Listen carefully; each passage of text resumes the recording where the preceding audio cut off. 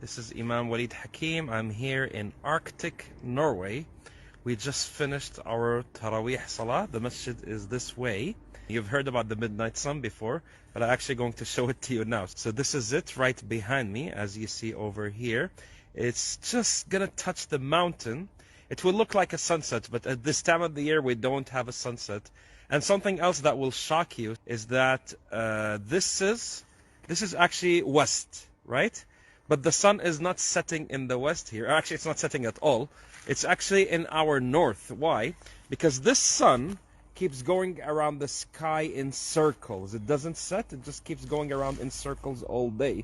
And if you look behind me as well, we have a full moon. So we have the midnight sun and we have the full moon. This midnight sun was mentioned in Surah Al-Kahf when Allah subhanahu wa ta'ala talks about the story of Zulqarnain alayhi salam, and that Allah subhanahu wa ta'ala gave him abilities to travel as far in the earth in the east and as far in the west. And during these travels, Allah subhanahu wa ta'ala says that he went and saw some people who Allah did not give any coverings from the sun.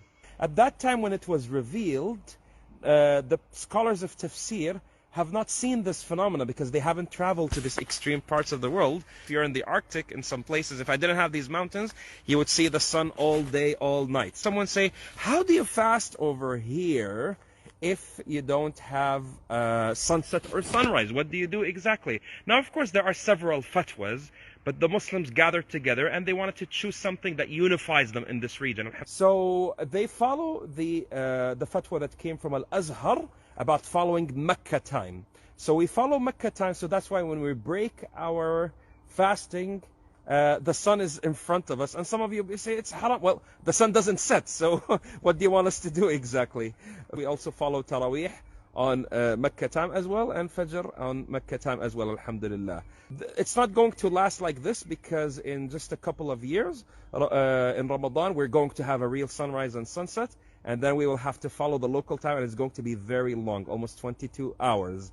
We are above the Arctic Circle already. We're just a short flight from the North Pole, but it's green over here because we are near the ocean, and the ocean gets warm waters from the Gulf of Mexico, which, alhamdulillah, keeps us a bit warmer here in winter.